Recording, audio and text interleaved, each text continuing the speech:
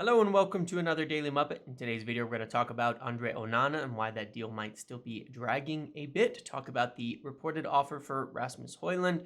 Talk about some of how this all ties into the budget, expenses, things like that. Tied into youth and some few other plans as well.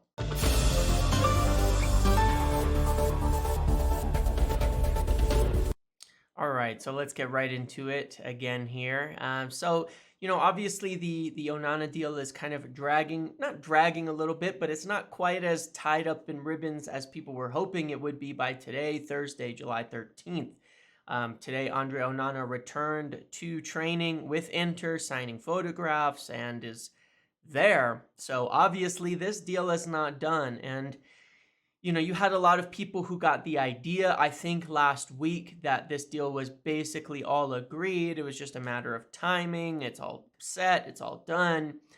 And that was really not the case. And, I tried to keep things looking like, look, 2 weekends ago, I said United had become optimistic in the conversation. They thought that there was something that could be done on the table. They started moving forward in those talks. And then a lot of news started coming out that the fee was almost done, the deal was almost there, that it was nearly agreed, all of that.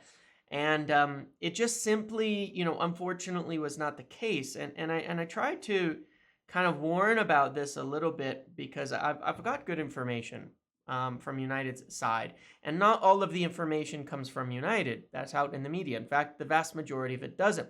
Similar with the Mason Mount deal, where Chelsea were negotiating via media. A lot of that goes on with these clubs, and that is exactly what has been happening with the Inter side of the Andre Onana deal.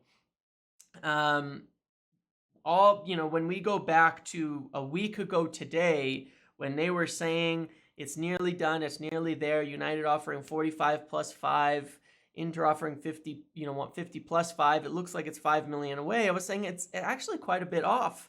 And I had a lot of people disagreeing and saying, no, it must be about there with the way that things are being said. It must be basically agreed. It's just, all of this and that. And that really wasn't the case. It's not a matter of, one of the things I've learned over the years in doing this that is a little sad, but it's the truth of it, is the many, many times when I thought, deal's done, it's there, it's agreed, it must be, this is just like the final kind of media games.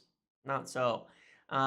I remember in 2020, after the whole Sancho saga, near the end of the window, getting some really great information that totally changed my perspective on all of this, to where I found that things were not getting in the media till they were agreed, till literally minutes after they were agreed, which is why I usually don't get anything first, because when it actually gets agreed, it goes like that. I mean, it goes fast when it's agreed in media. It breaks quickly. They want those reports out there. They want to get the angle out there. So, that can happen. And so, Inter were trying to push United to get to, 50 plus million fee, things like that.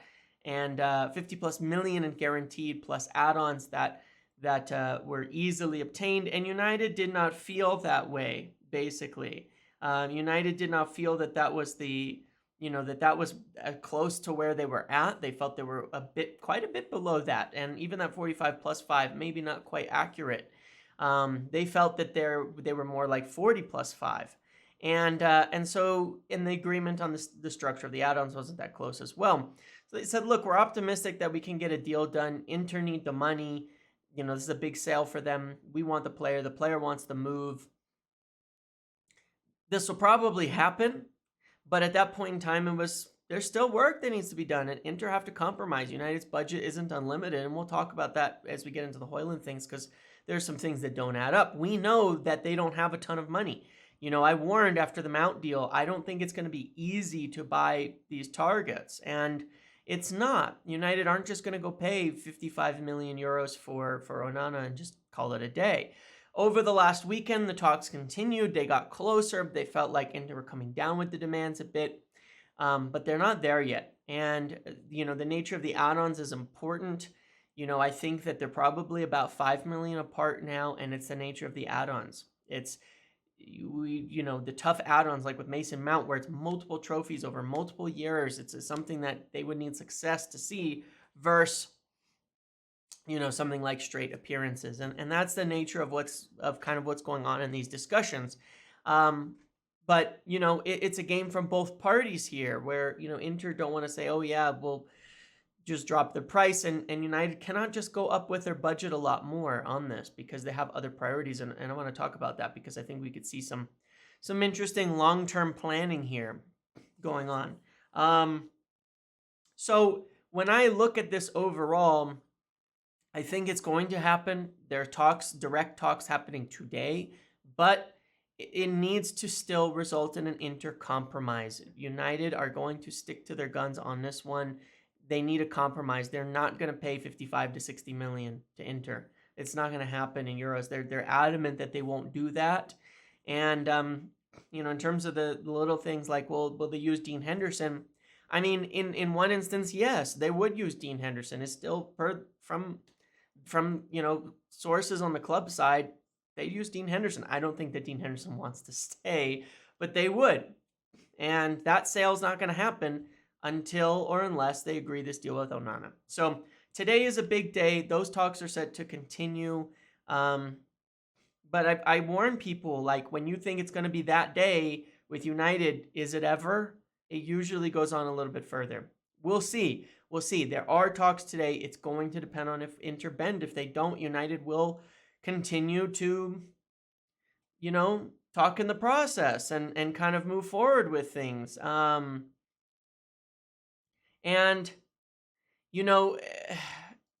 and so that's kind of the situation, really. That's kind of what's going on. And so yeah, they need Inter to bend. There's talks today. Let's see what the outcome is. I'm sure it'll be reported. We'll see if we get anything. And if it's not done, I'll try to get some updates on that as well. Moving on to the next thing, which will be important for United, is the Anthony Elanga sale. As obviously there was some talk, as I heard, that he was going to be sold, but I did not know where. Then in the next in the next few days and over the last couple of days, there's been some more reports of it, and it came out from good sources that Everton are well interested in Anthony Elanga. And then again this morning as well, that Nottingham Forest are interested in Anthony Elanga. And that is good. Now, what are United going to get for Anthony Elanga? Probably in the range of 10 to 12 million. Everton don't have a lot of money. Forest aren't going to pay a huge price. Probably some add-ons. Probably there'll be a sell-on clause in there, things like that. But it is expected that he's going to move, and he'd be one of the main sales that will generate some revenue. Even at 10 to 12 million sales, great for FFP. It's a pure 10 to 12 million profit. It allows for significant spending, frankly, and makes a big difference. Moving in an academy kid for that kind of money. So that will help a lot from an FFP perspective, from that perspective. And I think that'll get done. This is one that's really, really expected to get done from United's side, that they're going to be able to sell Anthony Elanga. And this brings me to Rasmus Hojlund. And there's a couple of things that I want to talk about here. Number one is there's a report that from Larry Whitwell that they've been in talks, that United floated the idea of offering part exchange players, with Fred and Van de Beek on offer. And then there's still this talk of him being 85 million pounds, 100 million euros. Here's what doesn't make sense to me. In the same article, it says we have a 100 million budget. You've spent 50 million on Mason Mount. You're spending likely 40 to 45 million on Andre Onana. That's your budget. I don't see how any of this adds up to 100 million with Hojlund included in that. And part of the other factor of it is, if Rasmus Hojlund's price was really 100 million euros, I don't think they'd be engaging in conversation, because that's a 50 million player. You're not going to get them to cut their price in half if that's the actual fee. It still doesn't add up to me. I've mentioned that I think there's something off with this Hojlund deal, that it's been slowed down for certain reasons.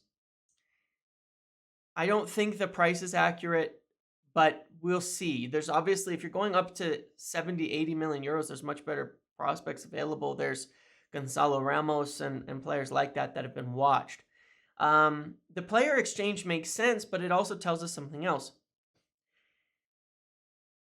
If you're offering Fred and Van de Beek to bring down that price on Hojlund, which will be necessary, we need to move players on.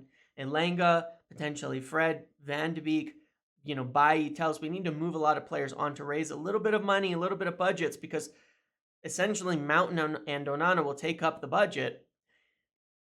Look at it from a positional standpoint. You're saying we're going to bring in a striker by offering 2 midfielders. You've got in that 8 position, let's consider McTominay staying for the moment because he could be replaced like for like. You have McTominay and Casemiro.